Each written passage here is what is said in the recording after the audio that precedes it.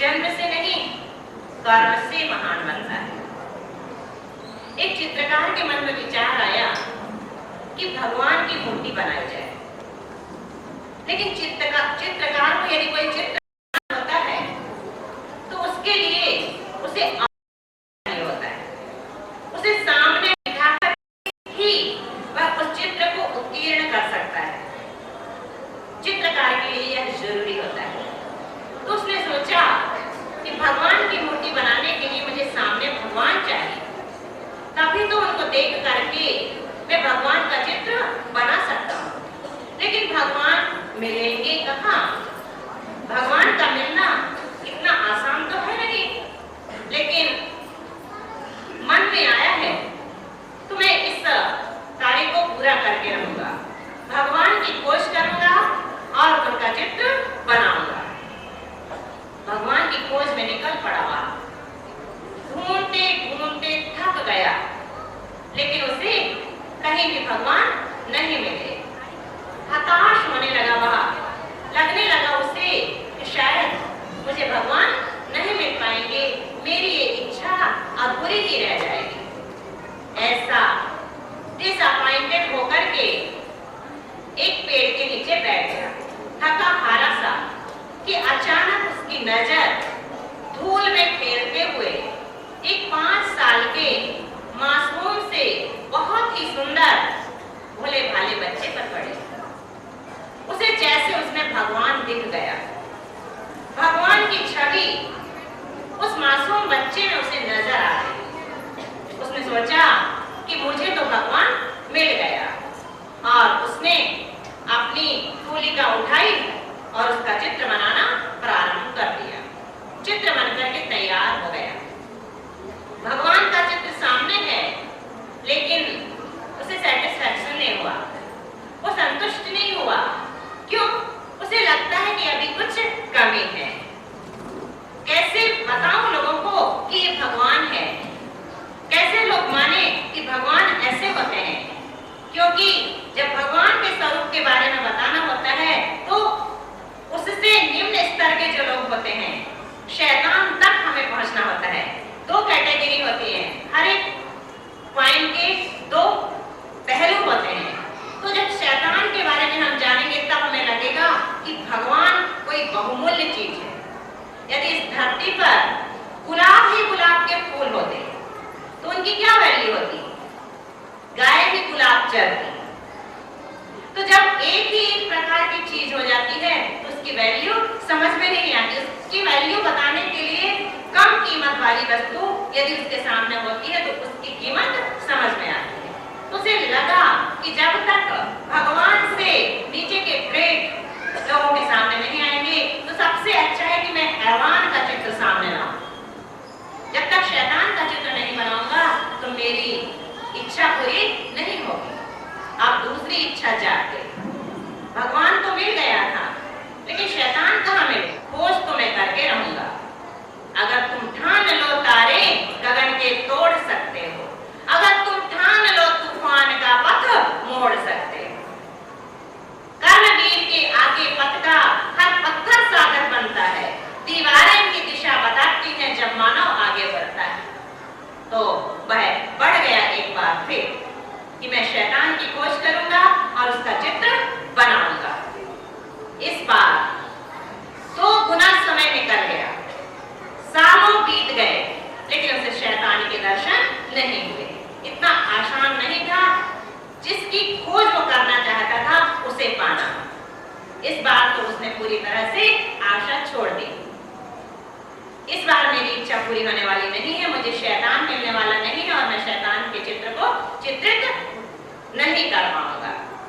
यह सोचकर के वह मनोमालिन्य लिए एक स्थान से पढ़ रहा था कि देखता क्या है, सामने जेल है। जेल में सीखचे लगे हुए हैं और सीखचे के अंदर एक कैदी है। कैदी भी बड़ा ही भयंकर। उसकी दोनों आंखें लाल लाल हैं, पैरों में बेड़ियां पड़ी हुई हैं, हाथों में हथकड़ियां पड़ी हुई हैं, बाल झाड़ झंखाड़ हो गए हैं, दाढ़ी बड़ी हुई है। उसे लगा कि शैतान है ये। बस जैसे उसके मुख से निकला कि देखो तो कितना शैतान है ये, हैवानियत झलक रही है इसके चेहरे से, और उसे लगा कि उसे शैतान मिल गया। उसने कहा कि बस इसी का चित्र मुझे बनाना है। यह सोच करके उसने अपनी सारी सामग्री निकाली, तूलिका उठाई और चित्र बनाना शुरू कर दिया। देखता क्या है कि अचानक वह शैतान रोने लगा। उसकी आंखों से आंसू बह रहे हैं। इसने अपना हाथ रोका और उससे पूछा कि भाई क्या हो गया तुम्हें? क्या मेरी वजह से तुम्हें कोई कष्ट हुआ है? मैंने तो कुछ कहा भी नहीं, सिर्फ तुम्हें देख रहा हूँ और अपना काम कर रहा हूँ। तुम रो क्यों रहे हो? अभी तो तुम्हारी आंखें लाल लाल थी, उनमें क्रोध था, लेकिन आंसू नहीं थे। अचानक आंसुओं की झड़ी क्यों लग गई? वह संयत हुआ और कहता है कि बात कुछ भी नहीं, सिर्फ इतनी है कि आज से 20 साल पहले भी तुम मेरे पास आए और तुमने मेरा ही चित्र बनाया था। मुझे वो घटना याद आ गई जब मैं 5 वर्ष का था। आज मैं 25 वर्ष का हूँ और आज एक बार फिर तुम मेरे सामने हो। आज फिर तुम मेरा ही चित्र बना रहे हो।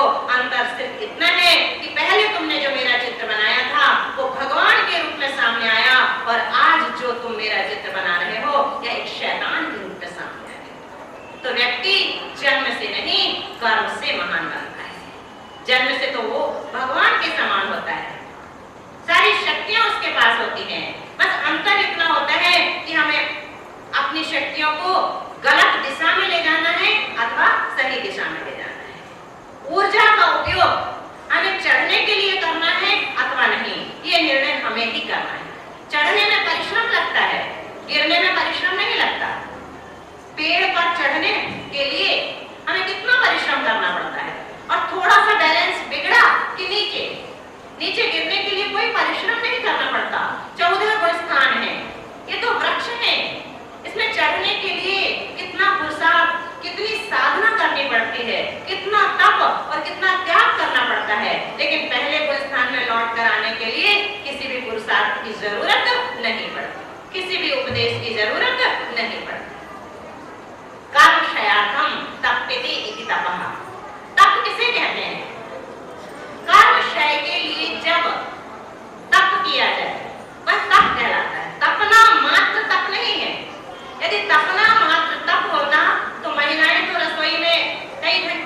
भक्ति रहते हैं, तो क्या हम इसे तप कहेंगे? बिजनेसमैन दुकान में धूप देखते हैं न छांव, तपस्या करते रहते हैं, तो क्या हम इसे तप कहेंगे? इसे तप नहीं कह सकते। क्यों?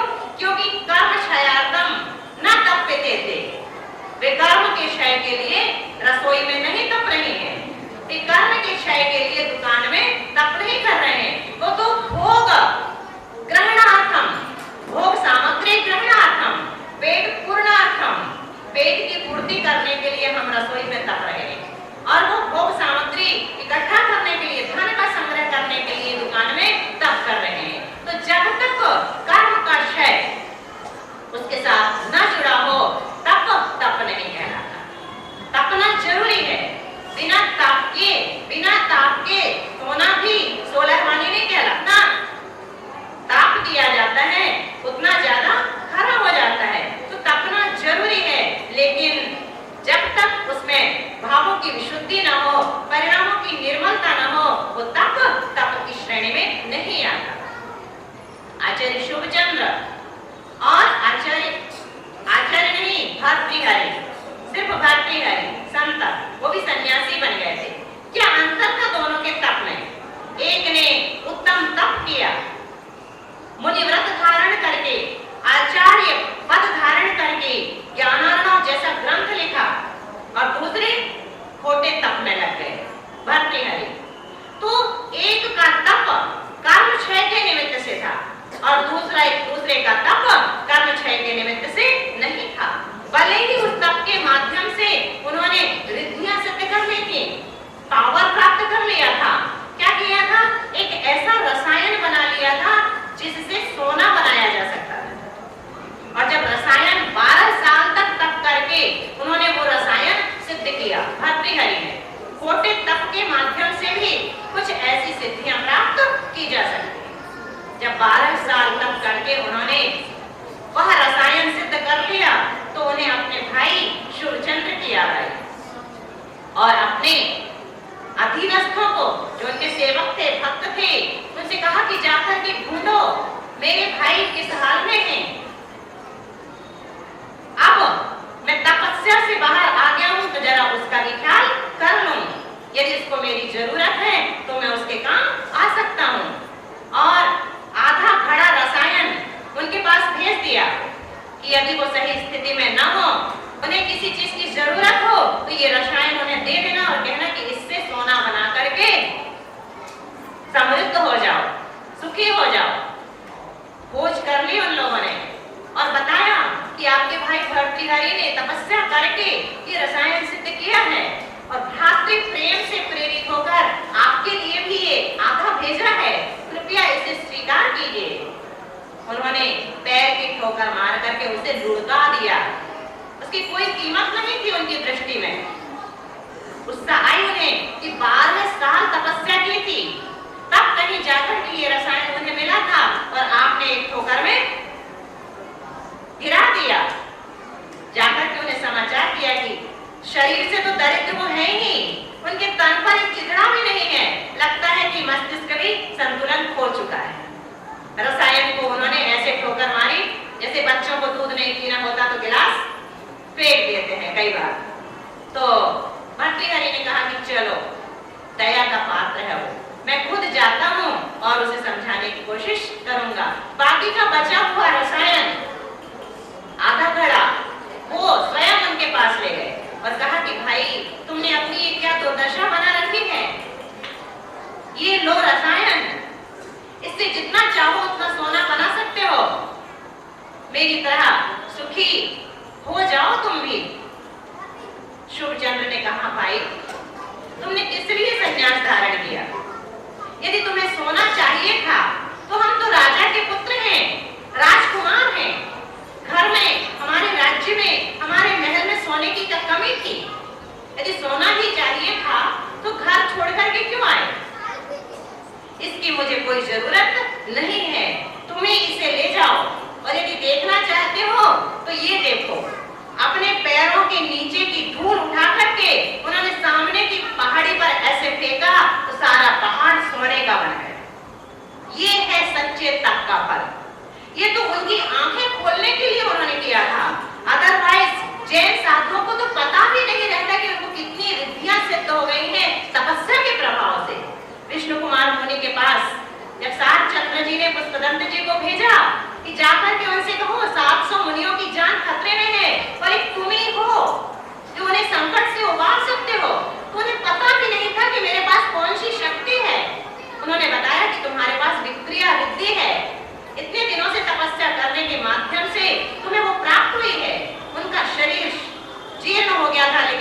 का तेज बढ़ गया और 700 मुनियों के प्रति वात्सल्य भाव से उन्होंने अपनी परीक्षा की।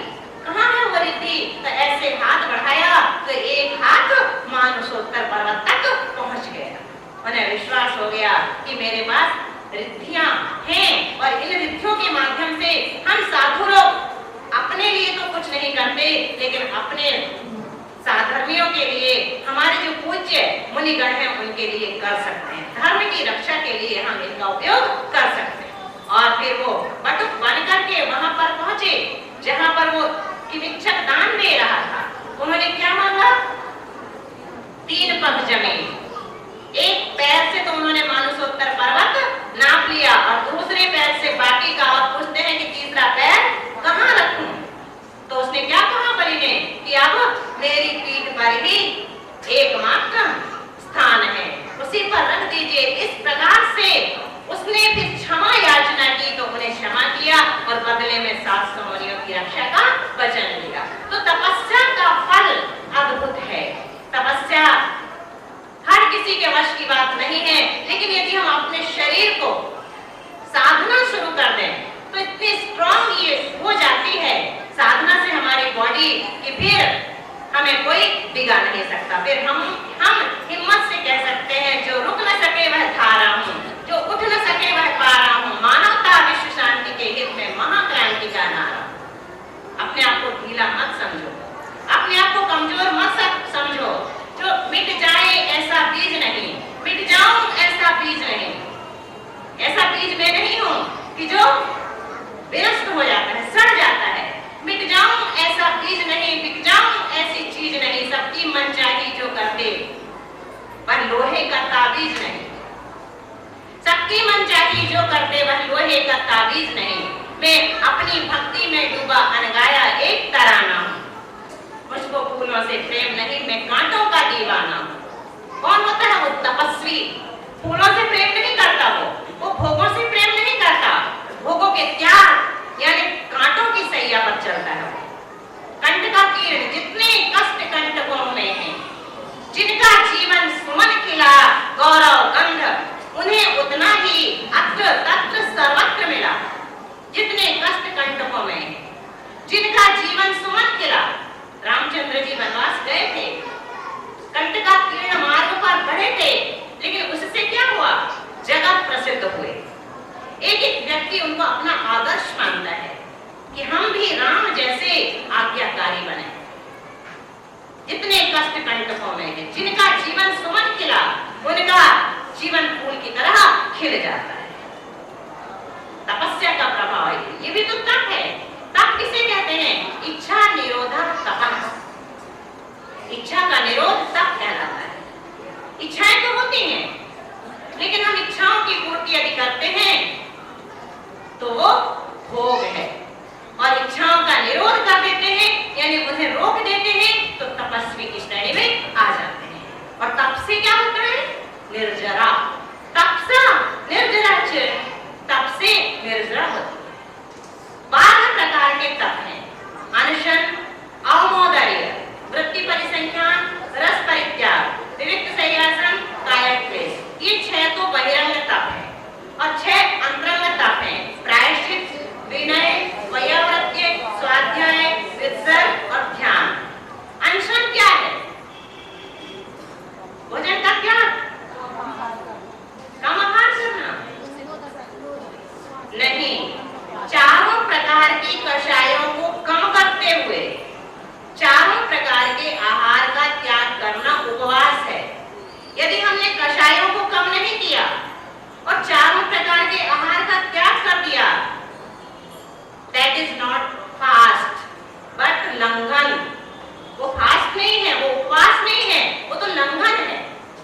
और लंघन तो टाइफाइड का रोगी भी कर लेता है, जितनी चाहे करवा लो।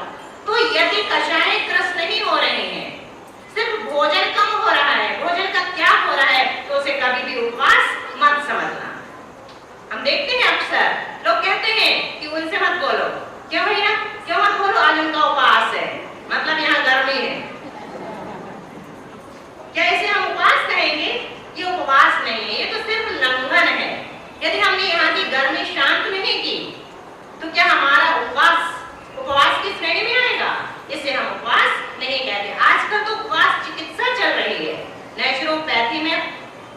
थेरेपी चलती है। 6-6 महीने तक खींच करके ले जाते हैं कि डॉक्टर की सही देखरेख में होता है। 1 महीने 2 महीने के उपवास, 4 दिन 5 दिन के उपवास गर्मियों के दिन में करवाते हैं, लेकिन उसमें जल उपवास होता है। उपवास में जल लेना नेचुरोपैथी के डॉक्टर कहते हैं कि अमृत तुल्य है। अधिक जल नहीं, बस 200 ग्राम हर 2 घंटे में 200 ग्राम। तो इससे क्या होता है कि पूरी बॉडी का प्रक्षालन हो जाता है। ऐसा लगता है कि हमारी बॉडी एकदम प्रक्षालित हो गई है। फिर उसके बाद उसकी पारणा, जैसे 4 दिन का यदि हम उपवास करेंगे तो अन्न कब मिलेगा? 8 दिन बाद। एक बार हमने श्री महावीर जी में जो नेचुरोपैथी का हॉस्पिटल है ना, वहां पर डॉक्टर नीरज के निर्देशन में गर्मियों के दिन में जून में 5 उपवास किए। तो 5 उपवास करने के बाद उसमें यह रहता है कि भूख की समाप्ति उपवास का प्रारंभ और भूख का प्रारंभ उपवास की समाप्ति। बस यदि हमको मंदाग्नि हो गई है, हमारा डाइजेस्टिव सिस्टम खराब हो गया है, तब डॉक्टर लोग सजेस्ट करते हैं कि आप उपवास चिकित्सा करिए। तो हमने ट्रायल बेस पे किया था कि कैसा लगता है, जरा करके देखें। 5 दिन के बाद इतनी ज्यादा भूख लगती है, इतनी ज्यादा कि चंद्रमा भी रोटी नजर आने लगता है। ऐसा लगता है कि कब खाने को मिलेगा। तो जब 5 दिन पूरे हो गए तो हमने कहा कि कल तो हमारी पारणा होगी। तो बोले हाँ। हमने कहा क्या लेंगे पारणा में? तो उन्होंने कहा कि सिर्फ मौसमी का जूस। हमने कहा ये कोई पारणा है? बोले बस नेचुरोपैथी के उपवास में इतना ही मिलता है। आप 200 ग्राम जूस हर 2-4 घंटे में 2-3 बार ले सकते हैं, अधिक मात्रा में नहीं। फिर 7वें दिन हमने फिर पूछा और भूख खुल गई उससे। 7वें दिन फिर पूछा कि आज क्या लेंगे? बोले सिर्फ मौसमी का जूस। यानी कि 7वें दिन भी अभी भोजन की कोई बात नहीं है। चलिए वो भी कट गया। 8वें दिन अब तो कुछ मिलेगा ना। उन्होंने कहा कि आज आपको लौकी और दही खानी है। सिर्फ लौकी, 1 प्लेट उबली हुई लौकी और 1 प्लेट दही। इस प्रकार से 8वें दिन की पारणा हुई। 9वें दिन अब तो ऐसा लग रहा था कि 100-200 रोटियां खा जाएंगे, इतनी भूख खुल गई थी। तो भी उन्होंने दूसरे दिन 9वें दिन लौकी और दही ही दिया। दोनों टाइम ले सकते हैं, लेकिन 1 प्लेट लौकी 1 प्लेट दही। 10वें दिन अलाउड किया रोटी खाना, वो भी ऊपर की 1 रोटी की पपड़ी। बताइए इतनी रोटी खाने की जब इच्छा जाग गई थी, अभी क्या मिल रहा है? और घी तेल का तो नाम भी नहीं। तब जाकर के वो उपवास जो है अमृत का काम करता है, जिंदगी भर के स्वास्थ्य का बीमा बन जाता है। हम लोग क्या करते हैं? हम उपवास तो करते हैं, 10-10 उपवास कर लेते हैं, लेकिन पारणा बिगाड़ देते हैं। इसलिए कहीं किडनी में इन्फेक्शन हो जाएगा, कहीं कोई दूसरी बीमारियां। तो एकदम से घी तेल के बारे में तो सोचना ही नहीं चाहिए। जब हम 10वें दिन के बाद 11वें दिन या 12वें दिन पारणा करते हैं, तो आजकल जो दे देते हैं ना पारणा में, बिल्कुल गलत है। हम स्वास्थ्य विभाग से पूछें तो बहुत संयत रहना चाहिए। तो एक बार बस किए गए उपवास कई सालों तक लाभकारी होते हैं, और यदि हम संयत नहीं रहते तो 4-6 महीने बाद फिर डॉक्टर से मिलना पड़ता है। तो इसीलिए जब इतने दिन संयम साधा है तो 4-6 दिन, 8-10 दिन, 15 दिन और धीरे धीरे करके आगे बढ़े तो वही उपवास जो है, जो तप है हमारे यहाँ पहला अनशन तप, एक चिकित्सा का काम कर सकता है। दूसरा तप क्या है? अवमौदरी। अवमौदरी का अर्थ क्या है? भूख से कम खाना। यदि 8 रोटी खाते हैं तो 7 खाना, 6 खाते हैं तो 4 खाना, 4 खाते हैं तो 2 खाना, जितना कम बन सके भूख से कम खाना। इससे क्या होता है? हमारी इंद्रियों पर नियंत्रण होता है। इच्छा खाने की ओर है और हमने रोक दिया, ये भी इच्छा का निरोध है। मूलोदर किया है तो पेट भरने के बाद भी जो और बाकी आइटम रखे रह गए हैं ना, एक डिशेस, ये भी खाना है, उनसे मन हमारा नियंत्रित रहे। इसलिए तप की वृद्धि के लिए ये अवमौदर्य, तो ये केवल खाने से संबंधित नहीं है। खाना तो हो गया रसना इंद्रिय का विषय, 5 इंद्रियों के विषय में अवमौदर्य होता है। स्पर्शन इंद्रिय के विषय में भी अवमौदर्य, विषय भोगने की इच्छा हो और समय से पहले ही अपने आप को संयत कर लें। रसना इंद्रिय का विषय ये हो ही गया, घ्राण इंद्रिय के विषय में भी, चक्षु इंद्रिय के विषय में भी, और 5 इंद्रियों के विषयों को लेकर के हम अपने मन को नियंत्रित कर सकते हैं। वृत्ति परिसंख्यान यानी अटपटी विधि लेकर के निकलना। तो कह सकते हैं कि ये तो मुनि ही कर सकते हैं, हम लोग तो नहीं कर सकते। अटपटी विधि लेकर के तो वो ही निकलते हैं आहार के लिए, तो ऐसा नहीं है। हम भी मंदिर में जब घर जाते हैं भोजन करने के लिए, उसके पहले कोई भी अटपटी विधि ले सकते हैं। जैसे आज तुअर की दाल खाने का त्याग। अब यदि आपका पुण्य होगा तो मूंग की दाल बनेगी, बनी हुई होगी, और नहीं होगा तो आप बिना दाल के रह जाएंगे, सब्जी से काम चलाएंगे, तो आपको लगेगा कि आपने आज कुछ किया है। माने जो भक्ष्य पदार्थ है उनमें से ही किसी का त्याग कर सकते हैं। आज लौकी की सब्जी का त्याग, और घर जाके देखा एक ही सब्जी बनी, वो भी लौकी की, तो अब दाल से खाइए, क्योंकि आपने तो वृत्ति परिसंख्यान लिया है ना, आकस्मिक नियम कि देखते हैं क्या मिलता है। तो इस प्रकार से हम अपनी भी परीक्षा वृत्ति परिसंख्यान के द्वारा कर सकते हैं। रस परित्याग क्या है?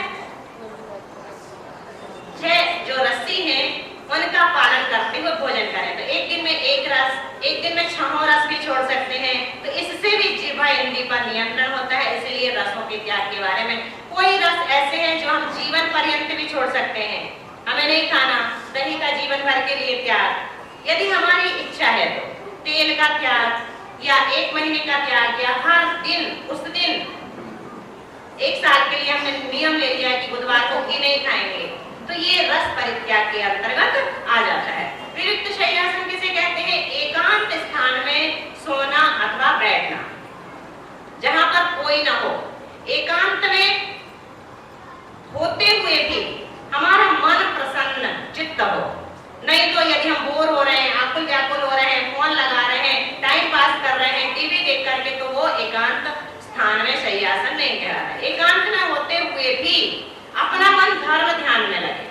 जहाँ जनता नहीं होती वहां हमें जमता नहीं है, लेकिन जो साधु संत होते हैं और जहाँ जनता होती है उनको जमता नहीं। जंगल में जो रहना चाहते हैं वो सच्चे साधु होते हैं। ज्ञान ध्यान तपो रखता तपस्वी सह प्रशस्यते। तो विविक्त शय्यासन एकांत स्थान में रहने और सोने आदि की आदत बनाना विविक्त शय्यासन कहलाता है। कायक क्लेश, कायक क्लेश किसे कहते हैं? शरीर को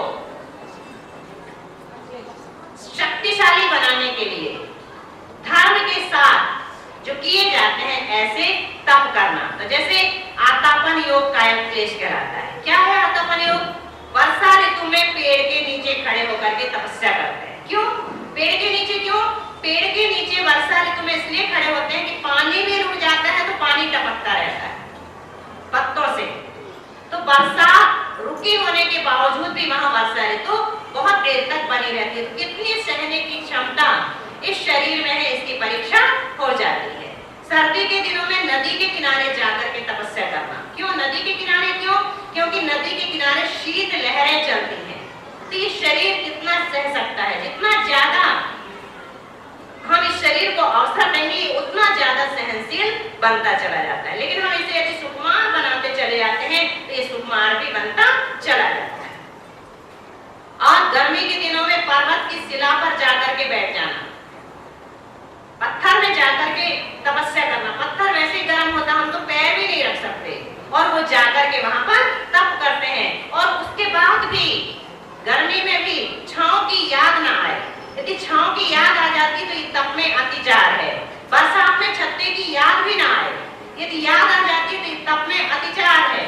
सर्दियों में कपड़ों की याद भी ना आए, यदि कपड़े याद आ जाते हैं तो तप में अतिचार है। तो इस प्रकार से ये 6 बहिरंग तप है कायक क्लेश तप। प्रायश्चित, विनय, वैयाव्रत, स्वाध्याय, दित्सर्ग और ध्यान।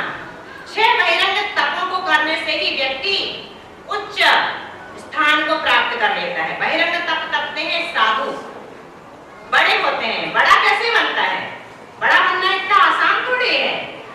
बड़ा बनाने के लिए हम क्या करते हैं? रात भर दाल को पानी में डले रहना पड़ता है।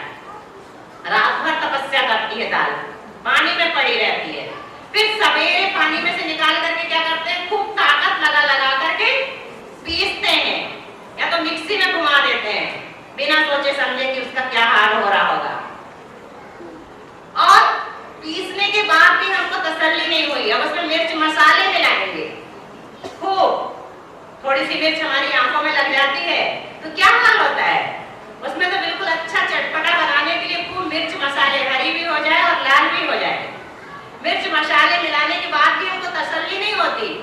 गरम गरम कढ़ाई में उनको डाल देते थे, छटपटाते हैं वो, लेकिन हमको दया नहीं आती, छटपटाने देते हैं और एक तरफ चैन नहीं पड़ता, फिर इसको पलटा पलटा के क्या करते हैं, जितना बन सकता है उतना छटपटाने को छोड़ देते हैं और निकालने के बाद भी क्या हमें तसल्ली हो गई, उसके पेट में उंगली से गड्ढा कर देते हैं और फिर उसमें और नमक मिर्ची और खटाई पता नहीं क्या क्या डाला, तब कहीं जाकर के वो क्या बना, बड़ा। बड़ा बनने के लिए इतनी तपस्या करनी पड़ती है और हम सोचते हैं कि हम बड़े बन जाएं। क्या इतना आसान है बड़े बनना? इतना आसान नहीं है। अभी तो सिर्फ 6 तप के बारे में जाना, बाकी के 6 तप और क्या है? प्रायश्चित। अपराध तो हर एक व्यक्ति से होते हैं, ऐसा कोई भी नहीं है इस दुनिया में जिससे अपराध ना होते हों। आचार्यों से, मुनियों से, आर्यिकाओं से, श्रावकों से, श्राविकाओं से, गृहस्थों से, जन सामान्य से, सबसे अपराध होते हैं। उनके लिए भी प्रायश्चित ग्रंथ बने हुए हैं और हमारे लिए गुरु हैं। हमसे यदि अपराध हो जाते हैं तो हम गुरु से जाकर के प्रायश्चित मांगते हैं और यदि हम अपराध करके प्रायश्चित ना करें तो फिर उस अपराध का दंड हमें भुगतना पड़ता है। निदत्ति निकाचित जैसे कर्मों को हम बांध लेते हैं। सब जगह दंड व्यवस्था है। आदिनाथ भगवान के समय में हा मात्र कह दिया जाता था। हा मतलब ये क्या किया, मां मतलब मत करो ऐसा जो तुम कर रहे हो, धिक मतलब धिक्कार है तुम्हें, बस इतनी दंड व्यवस्था तक चल रही थी और बाद में ये बढ़ते बढ़ते बढ़ते बढ़ते कहां तक पहुंच गई, मृत्यु दंड तक पहुंच गई। उसके बाद भी व्यक्ति नहीं सुधरता। तो दंड समाज भी देती है। हमारे समाज में यदि कोई व्यक्ति कुछ गलत काम करता है तो उसे समाज से बंद कर दिया जाता है। राजा भी दंड देता है। यदि कोई गलत काम करता है तो उसे राजा अपने ढंग से दंडित करता है। वो दंड ना सही, यदि हम अपने अपराध को स्वीकार करके स्वयं अपने को दंड दे देते हैं तो क्या होता है, वो तप की श्रेणी में आता है, उसे प्रायश्चित कहते हैं, वो तपस्या बन जाती है। देखिए, दूसरे हमें दंड देते हैं तो हम अपराधी कहलाते हैं और हम खुद को दंड देते हैं तो हम तपस्वी कहलाते हैं, क्योंकि हम इस दंड के रूप में हमने पश्चाताप किया है। तो वही दंड हमें अपराधी बना सकता है और वही दंड हमें तपस्वी बना सकता है। ये है प्रायश्चित। पाप तो सभी से होते हैं, लेकिन पश्चाताप करने से बड़े बड़े पाप कट जाते हैं। ऐसा पाप अपने अंदर में छुपा करके न रखें कि जिंदगी भर खुद से माफी, खुद से आंख न मिला सके। निश्चित रूप से अवसर पाते ही भगवान के सामने जाकर के अपने अपराध को पहले अकेले में व्यक्त करें, अपने जी को हल्का करें। आलोचना पाठ क्या है, यही तो है। फिर अवसर मिलते ही गुरुओं के समीप जाकर के अपने अपराधों का निवेदन करें। डरे मत कि हमारे अपराध लाइट में आ जाएंगे। गुरुओं के पास से कभी भी हमारे अपराध लाइट में नहीं आते, बल्कि उनसे जो प्रायश्चित मिलता है उससे हमारा कल्याण निश्चित रूप से हो जाता है। तो प्रायश्चित एक बहुत बड़ा तप है जिसका भाव हमेशा हमारे अंदर होना चाहिए कि छोटा सा भी अपराध हो जाए, छोटा सा भी पाप हो जाए तो अवसर मिलते ही हम उसका प्रायश्चित जरूर करें। नहीं हो पाता है तो अपने मन से रसों का त्याग कर लें, एकासन कर लें, उपवास कर लें, जितना बन सकता है उतना प्रायश्चित तो करें और अपने आप को हल्का करने का प्रायश्चित करें। विनय, विनय क्या है? तप है। साधुजनों की विनय करना, अपने से बड़ों की विनय करना, और विनय मिथ्यात्व भी है। संशय अज्ञान विपरीत एकांत विनय के, संशय अज्ञान कुनय के, जिसमें 5 मिथ्यात्व के नाम बताए, जिसमें विनय एक मिथ्यात्व है। तो जहां कहीं भी जाकर के अपना मस्तक झुका देना, ये विनय मिथ्यात्व है। जो सच्चे देव शास्त्र गुरु नहीं है उनके सामने भी झुक जाना, ये विनय मिथ्यात्व कहलाता है। तो अपना श्रद्धान दृढ़ रखते हुए केवल सच्चे देव शास्त्र गुरु के सामने यदि हम झुकते हैं तो हम विनय मिथ्या दृष्टि तो कम से कम नहीं है। और सच्चे साधुओं की, अपने से बड़े धर्मात्मा पुरुषों की जितना बन सकता है हम आदर सत्कार करें, ये विनय तप कहलाता है। वैयावृत्ति क्या है?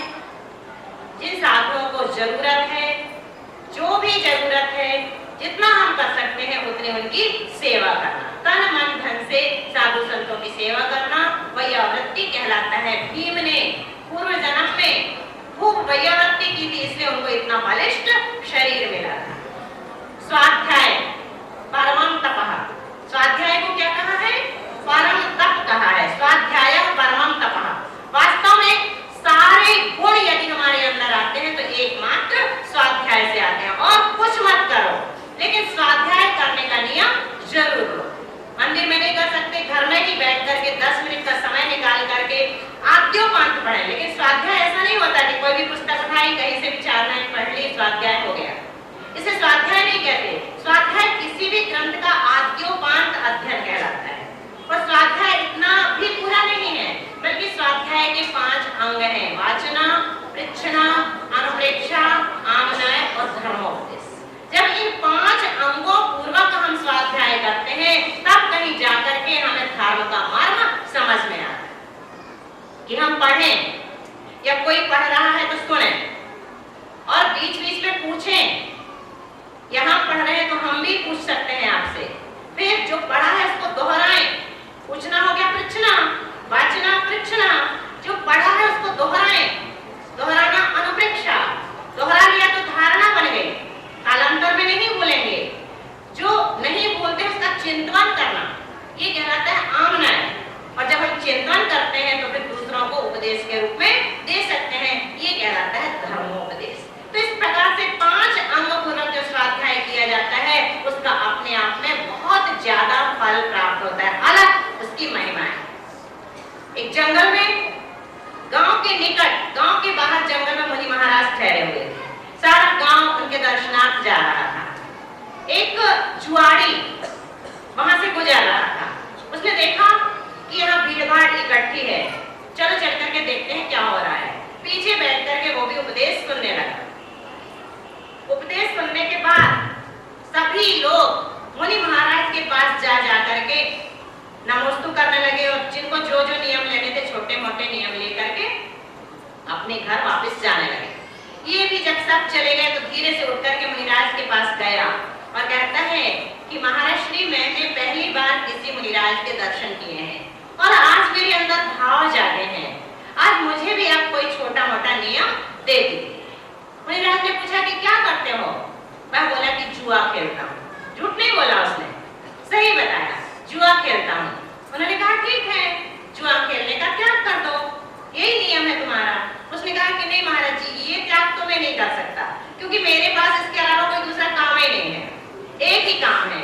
तो आप ऐसा कीजिए, कोई दूसरा नियम मुझे दे दीजिए, मैं बिल्कुल ईमानदारी से उस नियम का आजीवन पालन करूंगा। महाराज ने कहा कि ऐसा करो कि स्वाध्याय करने का नियम ले लो।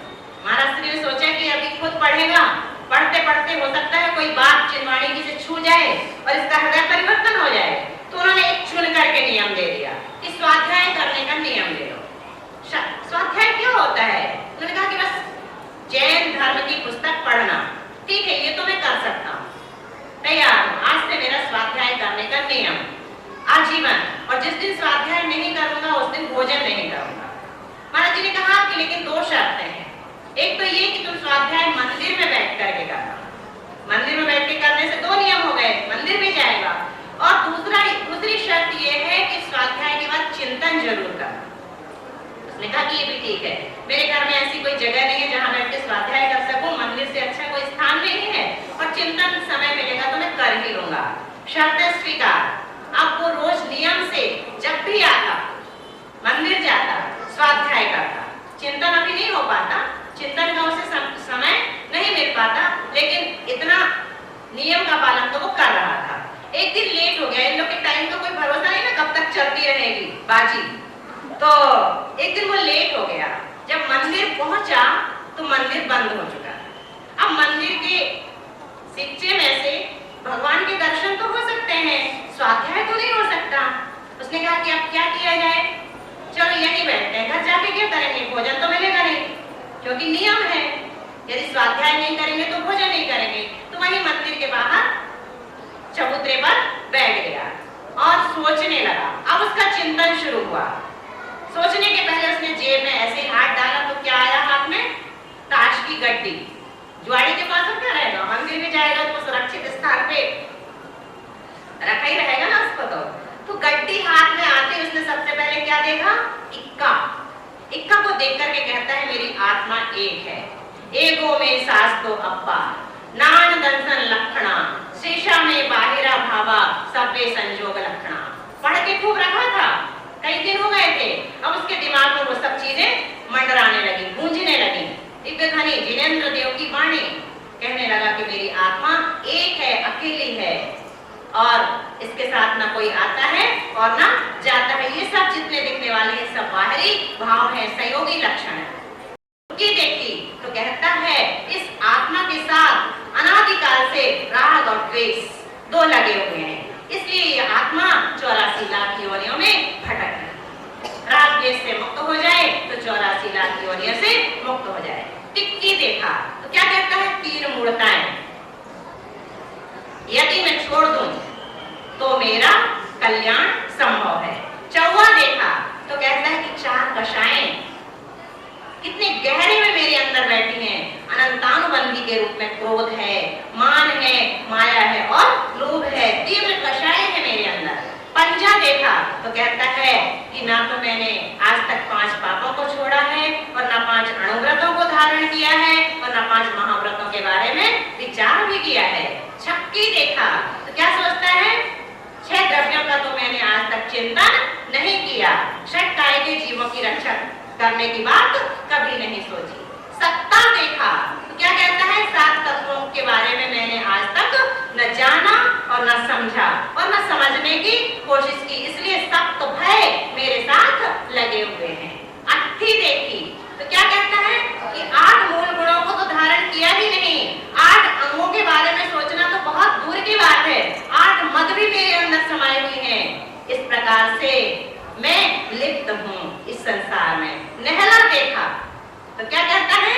9 पदार्थ वास्तव में उनका स्वरूप क्या है? दहला देखा तो उसका दिल दहल गया।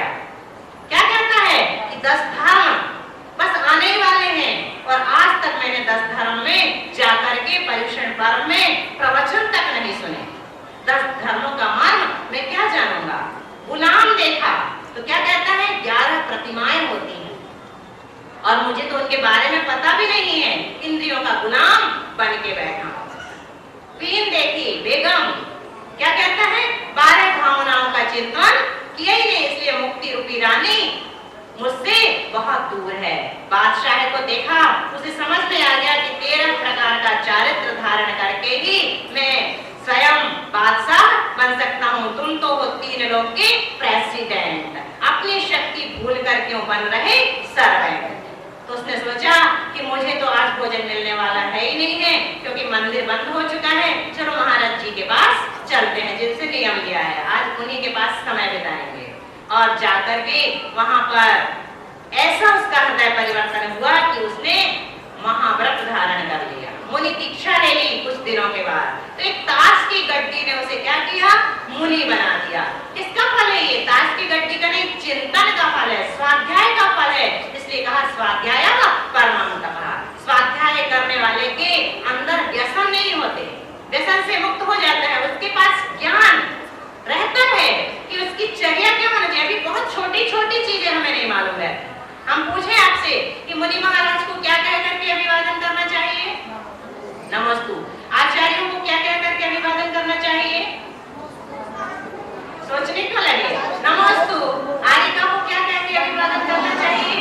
वंदनामि। कुछ लोग कहते हैं बदनामी, बदनामी नहीं है ना, वंदनामी है, बल्कि क्या है? वंदामी।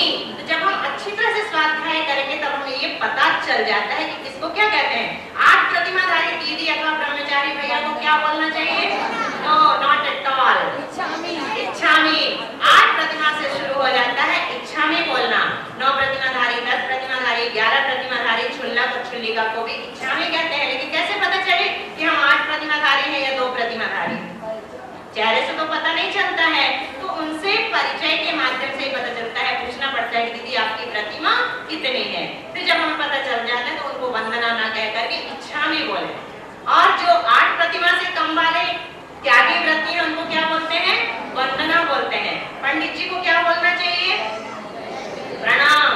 माता पिता को क्या कहना चाहिए? चरण स्पर्श। और आपस में क्या कहना चाहिए? जय जिनेन्द्र। तो इस प्रकार से ये सब ज्ञान हमें कहाँ से मिलता है? जिन वाणी के अध्ययन से मिलता है, स्वाध्याय से मिलता है। आदतें हमारी सुधरने लगती हैं, व्यसन हमको छू नहीं पाते। 7 व्यसन होते हैं, हम जैन हैं और कहो तो हमें व्यसनों के नाम भी ना पता। बताइए कितने सारे व्यसन हमारे अंदर समाये। सिगरेट पीते हैं लोग, सिगरेट भी एक व्यसन है। ये सब मदिरा पान में चला जाता, मद्यपान कहलाता है। ये भी एक प्रकार का नशा ही है। क्या है सिगरेट? पता है आप लोगों को? किसी अंग्रेज ने सिगरेट की एक बहुत अच्छी परिभाषा अपनी डिक्शनरी में लिखी, डेफिनेशन। सिगरेट क्या है? कागज का एक मुड़ा हुआ टुकड़ा जिसके अंदर तंबाकू रहती है और एक साइड आग रहती है और धुआं रहता है और दूसरी साइड एक बेवकूफ। एक साइड तो आग और धुआं होता है और दूसरी साइड एक बेवकूफ। बिल्कुल सच लिखा उसने, क्योंकि सिगरेट के पैकेट पर ही लिखा रहता है कि it is injurious to the health. ये स्वास्थ्य के लिए खतरनाक है और हम पैसे दे करके जहर ले आते हैं, खरीद करके ले आते हैं। वो स्वयं कह रहा है पैकेट। तो ये व्यसन हमारे अंदर क्यों आते हैं? यदि हम स्वाध्याय करते हैं तो एक झटके में सब कुछ छूटता है, हमें सोचने की जरूरत नहीं पड़ती। और एक व्यसन जिसके अंदर आ जाता है, सातों व्यसन अपने आप उसके अंदर आ जाते हैं। राजा साहब को आदत पड़ गई, व्यसन लग गया जुआ खेलने का। मंत्री बुद्धिमान था, समझदार था, वो सोचने लगा, चिंता करने लगा कि राजा यदि जुआ खेलेंगे तो इस राज्य का क्या होगा। लेकिन राजा को समझाना इतना आसान काम तो नहीं होता ना कि मंत्री लोग समझा सकें। पता नहीं कहो मंत्री पद से ही हाथ धोना पड़े। तो उसने क्या किया? दूसरा तरीका अपनाया, राजा को रास्ते में लाने का दूसरा तरीका अपनाया। और एक दिन मंत्री जी जो कि पंडित थे, जाति से ब्राह्मण थे, तालाब में जाकर के मछलियां पकड़ने लगे। उस जगह वो तालाब था जहां से राजा गुजरा करते थे, निकलते थे। राजा के आने का टाइम हो गया और वो जाल डाल के बैठ गए। जैसे ही राजा वहां से निकले तो मंत्री से पूछते हैं कि ये क्या कर रहे हो? तुम तो पंडित हो, ब्राह्मण हो और शिकार मछलियां। उसने कहा कि नहीं राजन, मैं हमेशा मछलियां नहीं पकड़ता, कभी कभी जब मांस खाने की इच्छा हो जाती है तब थोड़ी बहुत मछलियां पकड़ लेता हूँ। राजा चकराए, तो क्या तुम मांस भी खाते हो पंडित होकर के? उसने कहा कि हमेशा नहीं खाता, लेकिन कभी कभार जब शराब पी लेता हूँ तो मांस खाने की इच्छा हो जाती है। क्या कह रहे हो, तुम शराब भी पीते हो? उसने कहा कि नहीं, मैं हमेशा तो ये व्यसन नहीं पालता, कभी कभार जब वेश्या के यहाँ चला जाता हूँ तो मुझे जबरदस्ती पिला देती है। क्या कह रहे हो मंत्री, तुम वेश्या तो नहीं हो, वेश्या के यहाँ भी जाते हो? उसने कहा कि नहीं राजन, मैं हमेशा नहीं जाता, कभी कभार जब परस्त्री नहीं मिलती तब मैं वेश्या के पास चला जाता हूँ। तो तुम परस्त्रीगामी भी हो? उसने कहा कि नहीं, मैं परस्त्रीगामी तो नहीं हूँ, लेकिन कभी कभार जब चोरी में ज्यादा पैसा मिल जाता है तो परस्त्री सेवन करने के लिए चला जाता हूँ। तो तुम चोरी व्यसन से भी ग्रसित हो? उसने कहा कि नहीं, हमेशा तो चोरी नहीं करता, लेकिन जब जुए में पैसे हार जाता हूँ तो मुझे चोरी करनी पड़ती है। तो तुम जुआ भी खेलते हो? उसने कहा कौन सी बड़ी बात है राजा, वो तो आप भी करते हो, जुआ तो आप भी खेलते हैं, यदि मैं खेलता हूँ तो कौन सी बड़ी बात है। तो राजा की आंखें खुल गई कि वास्तव में एक व्यसन के कारण सातों व्यसन हमारे अंदर आ सकते हैं, और यदि एक व्यसन से मुक्त हो जाएं तो हम हर एक व्यसन से, ये साइकोसोमैटिक होता है। ये व्यसन जो होते हैं ना, अपनी गिरफ्त में हमें ले लेते हैं। जैसे देखिए, आप यदि गुटखा खाते हैं तो एकदम से आप नहीं छोड़ सकते, वो अपनी गिरफ्त में हमें ले लेते हैं। वो व्यसन जो होते हैं ना, जकड़ लेते हैं। यदि आप एकदम से छोड़ेंगे तो कई ऐसे विड्रॉल सिम्टम होने लगते हैं। साइकोलॉजी की भाषा में विड्रॉल सिम्टम कहते हैं उन्हें। उससे क्या होता है, कुछ ऐसे साइड इफेक्ट जैसे दवाइयों के होते हैं ना, ऐसे रिएक्शन हमारी बॉडी में होने लगते हैं। तो वो सब क्यों होता है? क्योंकि उस व्यसन ने हमें इतनी तेजी से जकड़ रखा था कि वो इतनी आसानी से हमें अपनी गिरफ्त से बाहर नहीं आने देता। तो इसके लिए हमें क्या करना चाहिए? प्रायश्चित, विनय, भैयाव्रत, स्वाध्याय जैसे तपों को अपने जीवन में स्थान देना चाहिए। स्वाध्याय के बाद क्या है? वित्सर्ग। वित्सर्ग का अर्थ क्या होता है? हाँ, शरीर से ममत्व का त्याग। वित्सर्ग यानी कायस्थ। तो शरीर से ममत्व का त्याग करना। कायस्थ का मतलब 9 बार नमोकार मंत्र पढ़ना नहीं, मतलब एकाग्र होकर के निश्चल होकर के बैठ जाना। फिर आप उसमें नमोकार मंत्र का चिंतन भी कर सकते हैं और शांत दशा को भी धारण किए रह सकते हैं। और ध्यान, मन को एकाग्र करना। तीनों कालों में, तीनों संध्या कालों में मन को एकाग्र करके बैठ जाना, ये ध्यान नाम का तप कहलाता है। तो इस प्रकार से 12 तपों को हम कैसे अपने अंदर जन्म दें, धीरे धीरे इनको बढ़ाएं, इसके बारे में आज ही हमें विचार करना है। क्योंकि जब तक हम तपाएंगे नहीं, हमारी जिंदगी पता है कैसी होगी। जैसे एक लड़के ने जो गरीब घर का था, कभी भजिया नहीं खाए थे, पकौड़िया। जब वो हॉस्टल में बाहर पढ़ने गया, उसके गरीब पिता ने जैसे तैसे करके थोड़ी दान राशि इकट्ठी करके उसे भेजा। तो उसके दोस्त ने एक दिन उसको पकौड़ियाँ खिलाई, उसे बहुत अच्छी लगी, जिंदगी में आज तक खाई नहीं थी। उसने कहा कि ये तुमने बनाए कैसे, मुझे बताओ विधि, मैं अच्छे से जी भर के खाना चाहता हूँ। उसने कहा बहुत सरल है, बेसन लेना, पानी से घोलना, थोड़े मसाले डालना, गिलकी के बारीक बारीक पीस कतर के डाल देना और कढ़ाई में टपका देना, भजिया बन जाएंगी। वो गया रास्ते से, जितने पैसे जेब में थे सब सामग्री, कमरे में रहता था अकेला, खरीदता चला गया। घर गया, बेसन डाला, पानी से घोला, मसाला डाला, गिलकी भी डाल दी बारीक बारीक कतर के और कढ़ाई में टपका दिया। भजिया नहीं बनी, लपटा बन गया। क्यों लपटा क्यों बन गया? तेल तो डाला था लेकिन उसको गरम नहीं किया था, तपाया नहीं था, तपस्या नहीं की थी। तो गरम तेल यदि हम नहीं करेंगे, उसे तपाएंगे नहीं, तो क्या बनेगा? लपटा तो बनेगा ना, पूरा मिक्स हो जाएगा उसमें जाकर के। तो वो उससे कहता है कि तुमने इतने सारे मेरे पैसे बर्बाद कर दिए, वैसे मेरे पास पैसों की कमी रहती है। उसने पूछा कि तुमने जरूर कहीं ना कहीं कुछ गड़बड़ किया है। क्या किया था? बिल्कुल वैसे ही किया था जैसा तुमने बताया था, बेसन घोला, मसाले डाले और गिलकी भी कतर के डाल दी, कढ़ाई में टपका दी। अच्छा, तुमने कढ़ाई को गरम नहीं किया था। जब तक हम तपाएंगे नहीं तो हलवा का स्वाद भी आने वाला नहीं। कैसे बनता है हलवा? शक्कर, आटा और घी कढ़ाई में मिला लो, हलवा बन जाएगा क्या? बनने वाला नहीं है। यदि हम कढ़ाई को तपाएंगे नहीं तो हलवे का स्वाद हमें मिलने वाला नहीं है। तो तप धर्म को अपने अंदर लाने के लिए पहले अपने आप को तपाने की भावना हमें भाना पड़ेगी। और कितना भी हम कहते चले जाएं, मानेंगे? क्षमा, मार्दव, आर्जव, शौच, सत्य, संयम, तप भी हो गया, बस जल्दी से 3-4 और निपट जाए।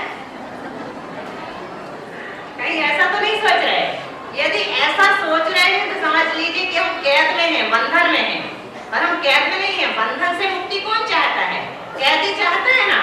ऐसा यदि सोच रहे हैं तब तो ना तो तप का असर होने वाला है हम पर और ना त्याग का। भैंस बीमार हो गई, भैंस बीमार हो गई तो अपनी भैंस को दिखाने कहाँ गया? वेटनरी डॉक्टर के पास। डॉक्टर ने उसको देखा, थोड़ी सी दवाइयां उसे दे दी, कहा कि जाकर घर में भैंस को खिला देना। कैसे खिलाऊंगा? भैंस को खिलाना इतना आसान थोड़ी कि ग्लास में पानी लिया लो, पी लो, खाओ दवाई, पानी पियो, इतना आसान तो है नहीं। तो डॉक्टर ने विधि बता दी कि पोंगरी लेना, उसमें गोलियां रखना और पोंगरी को एक साइड से भैंस के मुंह में रख देना और दूसरी साइड से जोर से फूंक देना। तो गोली कहाँ चली जाएगी? भैंस के पेट के अंदर चली जाएगी और भैंस ठीक हो जाएगी। घर गया, दवाइयों की पुड़िया खोला और पोंगरी में गोलियां रखी। पोंगरी को एक साइड से भैंस के मुंह में रखा और दूसरी साइड से भैंस ठीक नहीं हुई। दूसरे दिन जब फिर पहुंचा डॉक्टर के पास, उसने कहा कि तुम्हारी भैंस ठीक क्यों नहीं हुई? दवाई तो बिल्कुल सही थी और एक खुराक से ज्यादा चाहिए नहीं थी। कैसा किया था? क्या किया था? विधि बताओ। जैसा मैंने कहा था वैसा किया था ना? उसने कहा कि डॉक्टर साहब बिल्कुल वैसे ही किया था। मैंने पोंगरी ली, उसमें गोलियां रखी, पोंगरी को एक साइड से भैंस के मुंह में रखा, दूसरी साइड से मैंने फूंकने की कोशिश की कि भैंस ने पहले फूंक दी।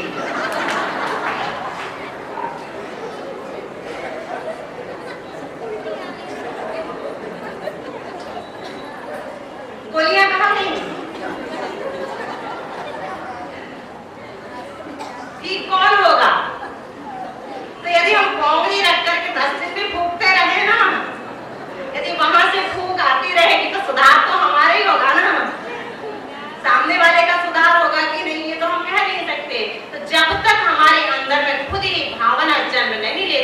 मुझे कुछ करना है, इस मनुष्य पर्याय को सार्थक करना है, जब तक ये भावना हमारे अंदर से नहीं आएगी तब तक कोई भी पकड़ करके हमें तपस्या नहीं करवा सकता। तपस्या का भाव हमारे अंदर ही आना चाहिए, तब कहीं जाकर के हमारी बुद्धि शक्ति प्रकट होगी और हमारा कल्याण होगा। महावीर भगवान